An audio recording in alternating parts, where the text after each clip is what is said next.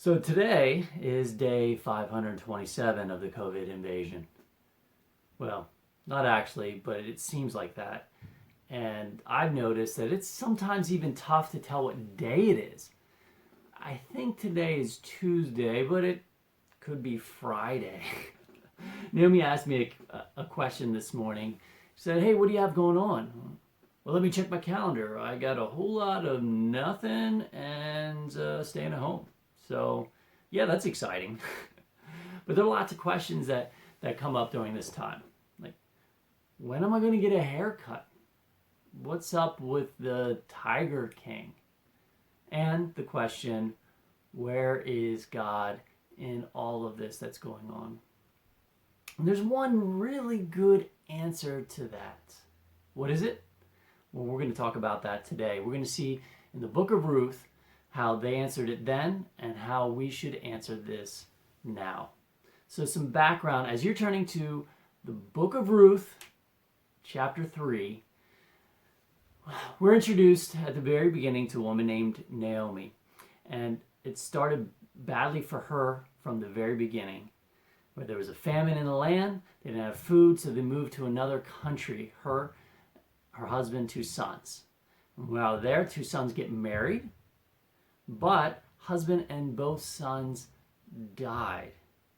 And so things went badly for her. She's like, man, I am bitter. God has done this. God, why are you doing this to me? Where are you?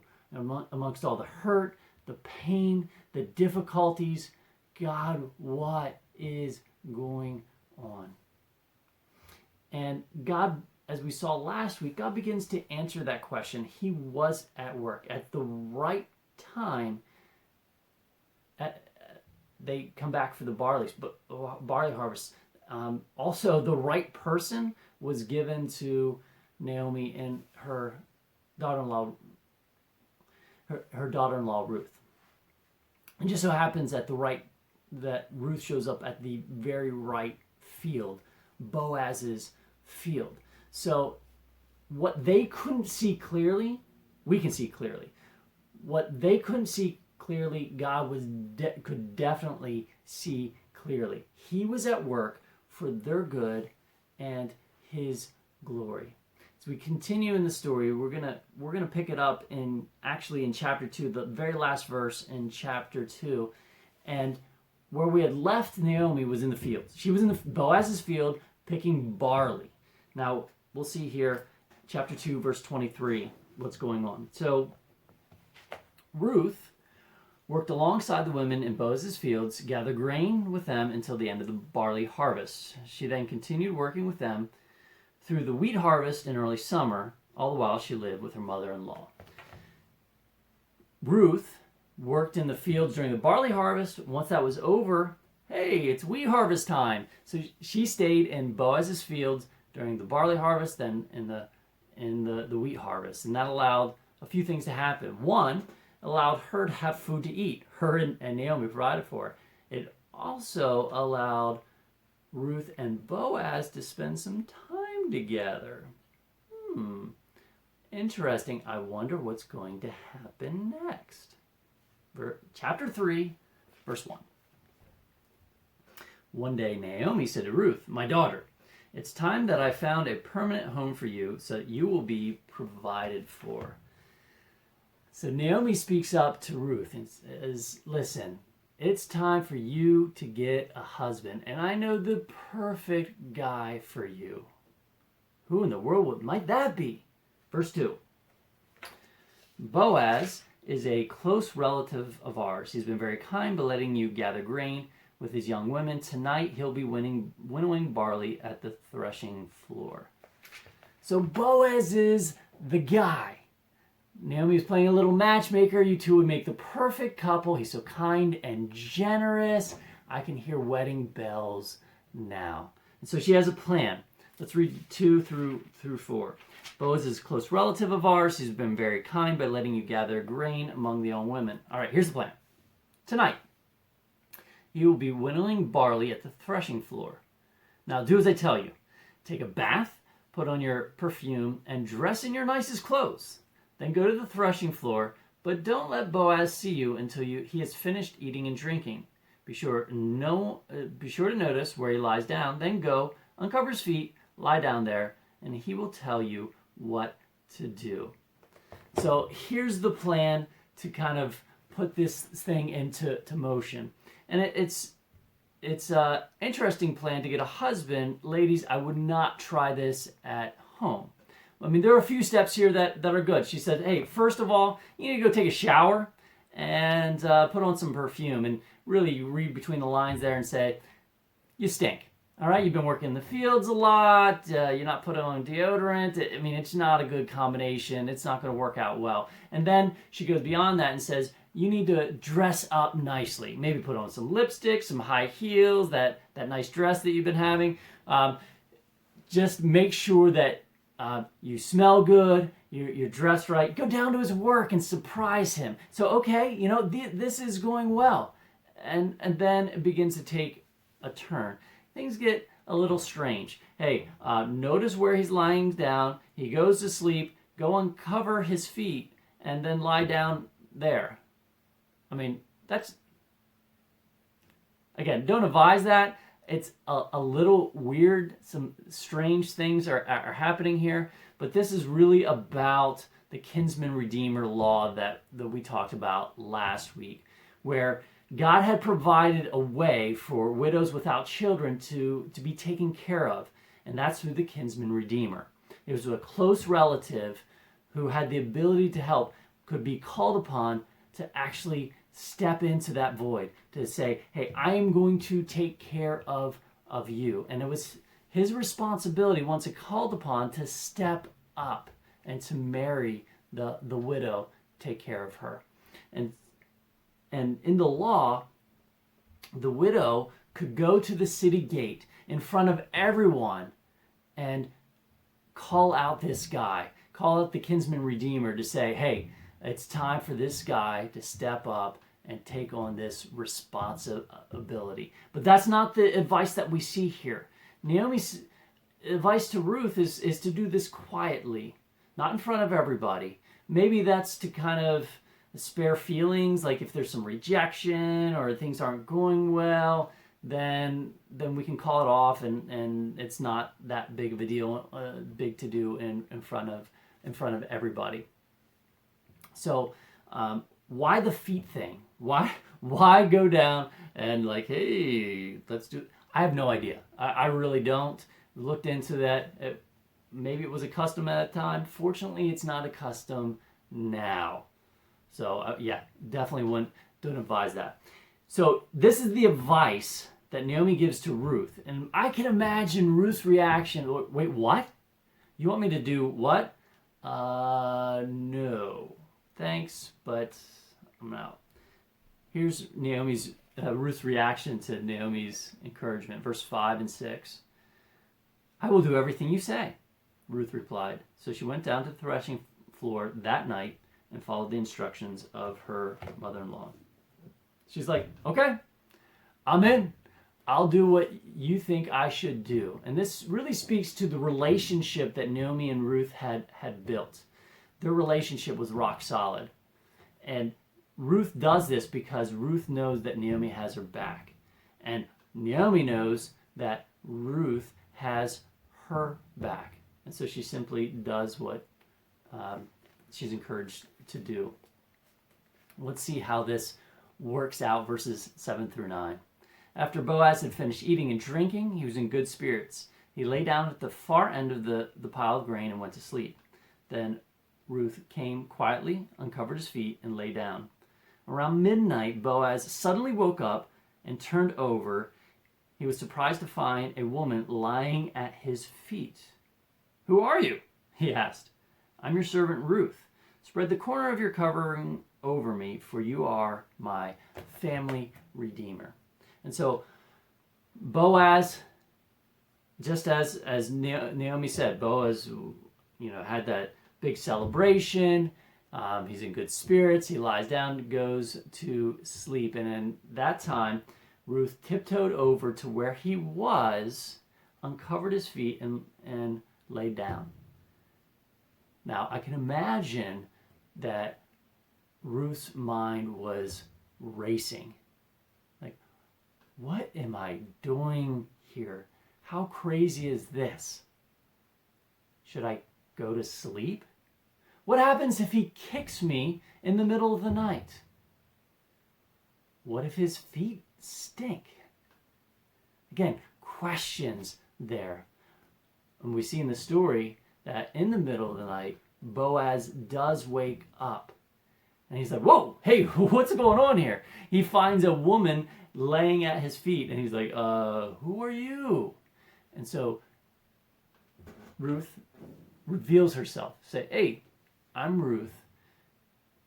Can you spread the corner of your garment over me? You are our family redeemer. You're the kinsman redeemer. And so here she was saying, you are the guy that could be helping us. And so I'm asking for your help. I'm asking for you to do what the law requires of you. And so this is like official request of marriage. Her intent, she laid out her intention. I want to be your wife. And so Boaz has some good news for her and some bad news. Let's pick it up in the story here. Verse 10 through 13. The Lord bless you, my daughter, Boaz exclaimed. You are showing even more family loyalty now than you did before. For you've not gone after a younger man, whether rich or poor. Now don't worry about a thing, my daughter. I will do what's necessary, for everyone in town knows you are a virtuous woman. But while it's true that I am one of your family redeemers, there is another man who is more closely related to you than I am. Stay here tonight, and in the morning I will talk to him. If he's willing to redeem you, very well, let him marry you. But if he's not willing, then as surely as the Lord lives, I will redeem you myself. Now lie down here until morning. And so Boaz has some good news for her. He is excited at the fact that she is there, that her intentions are known. He's like, yeah, I'm in. Like, this is good news for him.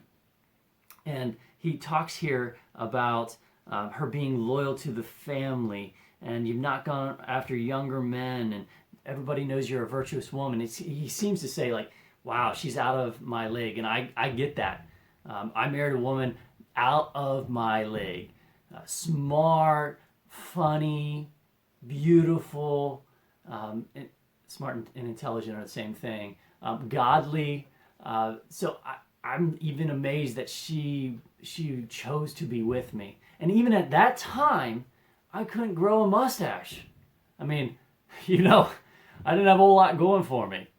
But yet, she was willing to say yes. And so Boaz takes a step back here and is like, wow, you're pretty awesome. And some more good news in verse 13. He's like, yeah, I'm in. I'm willing to be married to you. Yay! Yeah, you can hear wedding bells. Maybe they're going to do a honeymoon to Disney and have 2.5 kids, a dog, grow old together, live happily ever after. Bad news. What's the bad news?